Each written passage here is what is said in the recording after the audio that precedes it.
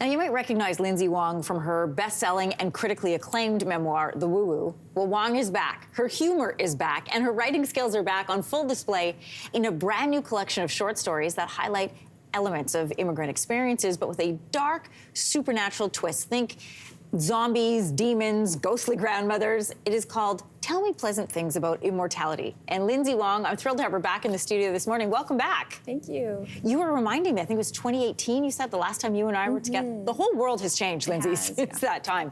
I did my best, but it is tricky to explain this collection of stories properly. So how would you describe it? I would say it's a supernatural collection about the Asian immigrant experience, how we take family secrets, how we inherit pain, and how we move forward with it. Oh, I like how you phrase that, inheriting pain. What was the writing process like for you? Because in the acknowledgments, you talk about this collection giving you hives, chest pains, stomach upset, that I couldn't tell if you were being serious or not. Oh, I was being serious. Okay. Yeah. Writing is not fun for me. It's distressing. I'm sitting alone in a room and talking to myself all day, but somehow, I need to write. I need to do it. So even though it brings up all of these feelings, and as you described, not fun for you, it's something you have to get out. It's something I have to do. I have to tell these stories that are in my head. I have to talk story to, family ancestors, to the ghosts that, surround us. And do you feel better when you do it? I do. Okay. Yeah. All right. It's like a big relief. Okay, I'm good. I'm glad there's relief on the other side. All 13 of these stories, I love them. And the cover, by the way, is beautiful. These are all written in the first person. Why did you choose that method? I think there's something about the first person that you can really get inside a character's head. You can tell what they're thinking, you can tell what they're feeling, versus like a third person, there's always this distance, I think.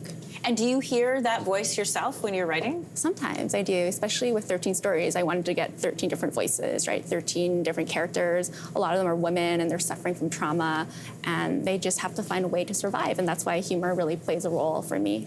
And Lindsay, do they come to you at different times? Like at one point you're like, oh, this is this woman's story, and another time that, or is it all in one go for each woman? Different times. Sometimes, you have nightmares. I have nightmares a lot. Sometimes I do, yeah. And then other times I'm like, oh, maybe this will be interesting if something were to happen.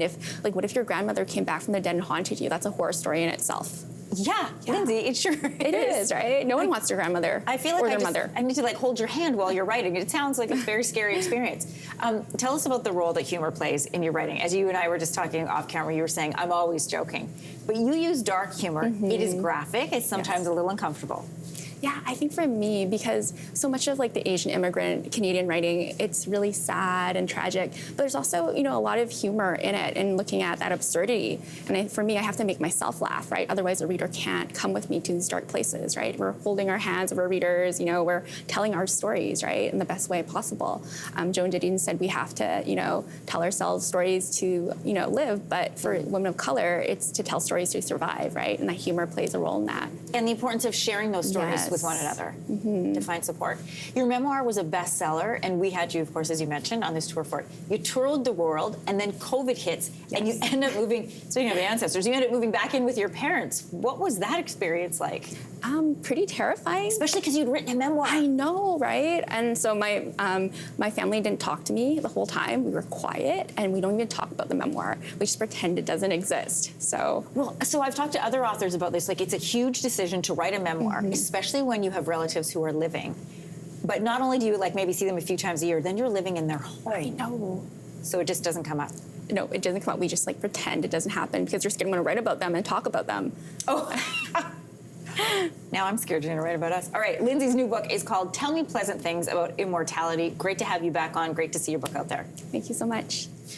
Hey, thanks for watching. If you liked this, be sure to subscribe here, or you can check out more Your Morning videos right here.